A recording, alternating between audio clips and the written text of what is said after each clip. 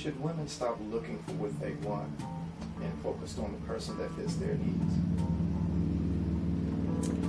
Well, I think that kind of goes into what you were talking about, what we all wanted for ourselves. yes. Many women and men, of course, want a very special love relationship that agrees with who they are, that fits their needs, that empowers them and makes them feel loved and adored all the time, actually. If that's realistic or not, but that's what people want. I talk to many women, and of course men as well, but since the question is about women, about why they are looking for certain types of men. They want men who are strong and loving and successful and commitment oriented and handsome and sexy and everything that they want. That when they're looking for those sorts of men, and yet they seem to be meeting men who don't fit their criteria, men, nice men who want to date them, and many women just keep looking and turning other guys down or not entering relationships with men that they think don't fit their needs. And then they get frustrated after a while and they say, why aren't I meeting those type of men? Many women see the types of men that they want and they wonder, why aren't those men approaching me? I look cute enough, I'm nice enough, I'm good enough. Why aren't they approaching me? Or if they are, why doesn't he keep dating me? And what I say to many women, as well as men in the same situation, is that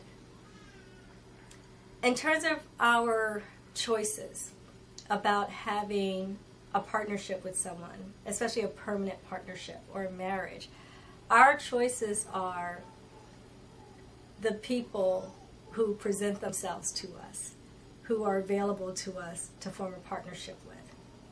In terms of women who meet men that they feel they're not matching with, those are the choices of men they have. All of those men who have asked them out, those are the only men they have to choose from in terms of forming partnerships. Sure, they can say, I won't take any of those men, I'm going to keep looking, and that's fine. The men that they meet in the future, each of those men who approaches them, those are their only choices of men to form partnerships with. The only choices you have are the people who are available to you. And in answer to your question, I say to women, those are your choices, and you need to pick one of them, because you don't have a choice of a man who's never approached you, who doesn't exist, who hasn't looked at you, who doesn't keep dating you. He's not in your choice book. Right. And so I think it's difficult for some people to understand that the choices we have, those men who have presented themselves to us, reflect what we have to offer.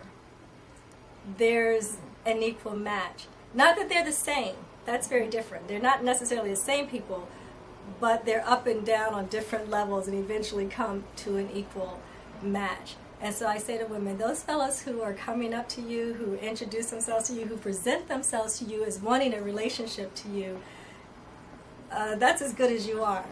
That's interesting. That's as good as you are. That's as pretty as you are, as smart as you are, as kind as you are, as much money as you make. All that's reflected in who you are. Everyone sees you, and then a few come up to you. And those are your matches. Okay. And it's good to accept that. And I think when women and men accept that, and men are the same way. I talk to men about, they go up to the most beautiful woman in the room, or the smartest woman in the room, or the tallest woman in the room, or the richest woman in the room, and they go, well, why did she knock me down? She didn't give me the time of day. Or men who simply, talk to a lot of women, but there are few women who accept their offers of dates. And they may have been doing this for years and years and years, and they go, why can't I get in touch with that kind of woman that I want? And I say to them, all of the women who have accepted your offers for dates, those are your matches. That's who you are. Look in the mirror and look at those women. That's who you are. Those are your matches. Those are your choices of wives. Is those women who say, yes, I'll go out with you. Accept that. Pick the one in that group you like best.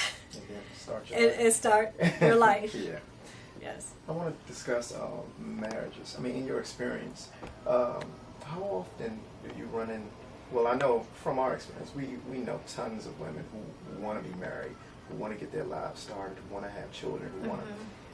How often is it that you see men who want to be married, who want to have children, who want to? Because what I've noticed, I don't see our government or life having marriage in a good light for men. It just, you never see a lot of men going, I can't wait to get married. I just don't hear it that often. I haven't experienced that often. But for women, definitely. Yes. To piggyback what he's saying,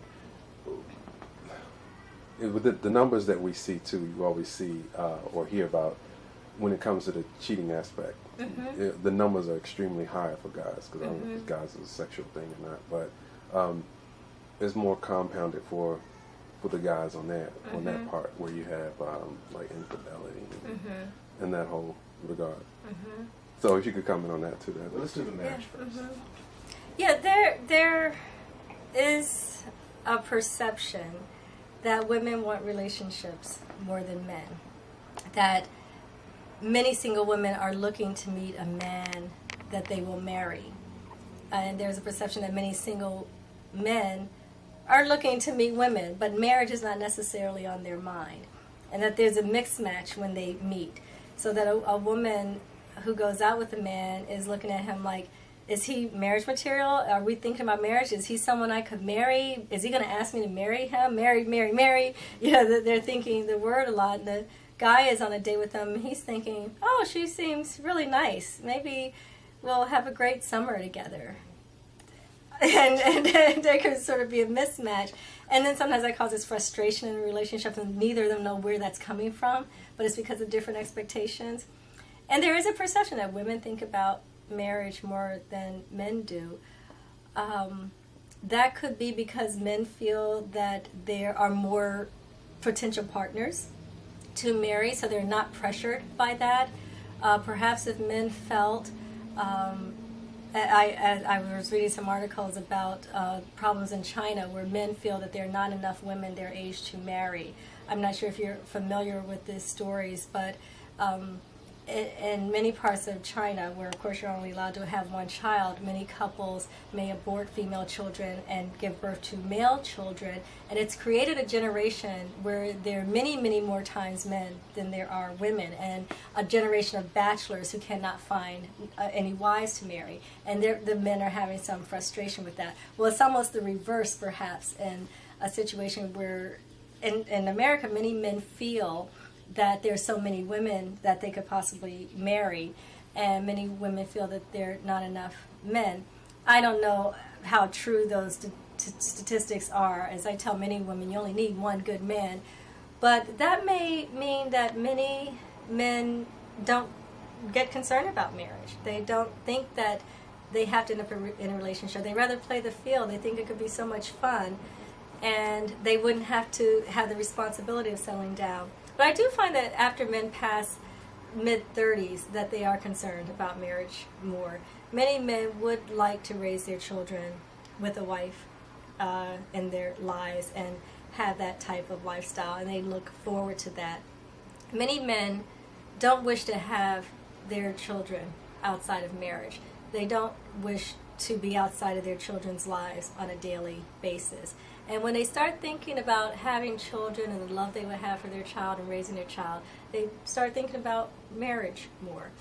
And then there are those times, I meet men who say they're not thinking about marriage much, and they really aren't. And they meet a woman, and bam, it's just something very special happens, and they start thinking about marriage definitely then. You find that professionally, in your experience, that more men think about this in their late 30s, early 40s, as opposed to... Women may think about it much earlier. Women may start thinking about marriage by their early 20s, mid-20s, especially by their late 20s, whereas men may be in their mid to late 30s when they think about it. What would you associate that with, the difference in the two? I think part of it is fertility aspects for women. Women have a range, I guess, from about 13 to 50, or let's say maybe about 45, to have their children. Women can have children older than that. But there's a fertility range for women. It's said that men can have children for as long as they live. They have the fertility status to have children for as long as they live, and that may be a big part of So it. that's interesting. It's more, I guess, biological. Yeah, women may feel their time to have children is more compressed. Many men start thinking about having children. They're not worried necessarily about if they can have children, their fertility status, but their age when they have children. They want to be young enough to enjoy their children. So it's more about that for them when they finally start thinking about having children.